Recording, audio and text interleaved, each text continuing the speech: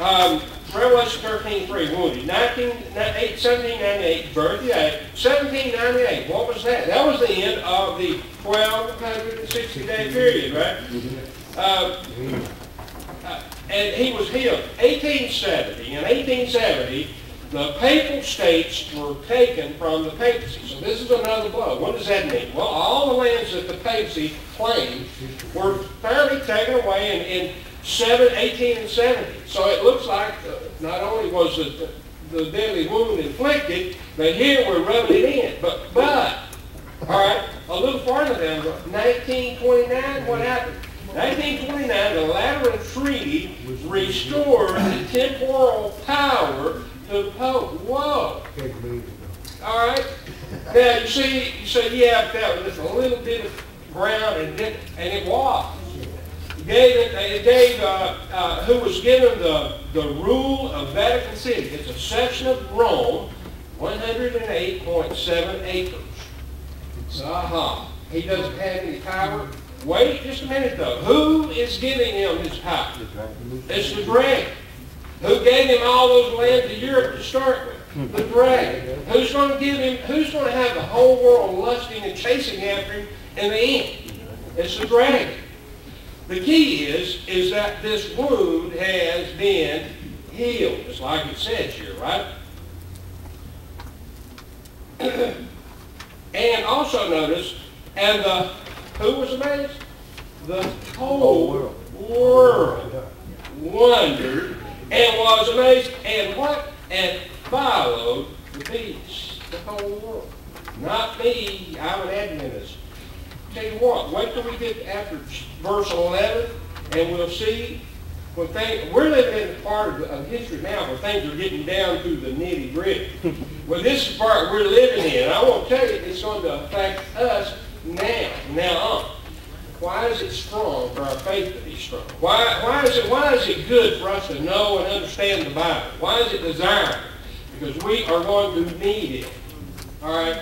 Because we're going to be faced with some challenges that if we are not prepared, we are not going to be able to handle. All right? We just aren't. Amen. They worship Verse 4, they worshiped the dragon because he gave his authority to the beast. And they worshiped the beast, saying, who is like the beast and who is able to wage war with him anyway? When it comes down to where you say, look, you either have to give up your Sabbath keeping.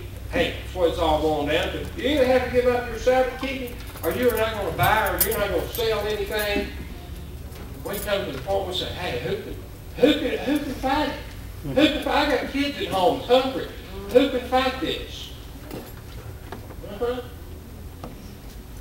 Who is like this? Who is able to make war with him? There was given to him a mouth speaking arrogant words and blasphemies and authority to act for 42 months. This is in the past, all right? But all of us others in the future. And he opened his mouth in blasphemy against the God to blaspheme his name. Okay, but how did he do that? Blaspheme his name by assuming divine titles. And you can find that the Pope assumes for himself multitudes of divine titles. Lord is vice surrender God. Okay? In other words, he is in the place of God on this earth. Okay, that's one way that you blaspheme his name. Another thing, this is down in Revelation 6, and he opened his mouth and blasphemies against God, to blaspheme his name, and his tabernacle. How is he blaspheming his tabernacle? The heavenly ministry of the sacrifice of Christ is discontinued, and the sacrifice of the Mass is substituted. You ever hear of the Mass? Okay, so he's blaspheming against the tabernacle and those who dwell in heaven. Okay? Who dwells in heaven? Well, Jesus dwells in heaven, doesn't he? I mean, he's been there for 2,000 years. He's been right there on the right-hand side of God. Amen. And the angels, too. But they dwell in heaven. The third aspect of papal blasphemy touches the heavenly realm. This has been fulfilled in part in the Catholic claim to forgive sins. Back there in the Middle Ages, if you would fight against the enemy or the church, then you could receive an indulgence. You know what an indulgence is? That was permission to go out and do whatever you chose, and you would not have to pay a penalty. God would forgive you all, and when he did sin. People believe that. Hey, that'd be encouraging, wouldn't it? Yeah, I mean, if it's really true, so they ought to take a bucket full of them, you know. But a claim to forgive sins also in ascribing powers and virtues to Mary that apply only to Christ. Okay? This is one of the big things that the Pope before this one is in. Now, he really believed that Mary,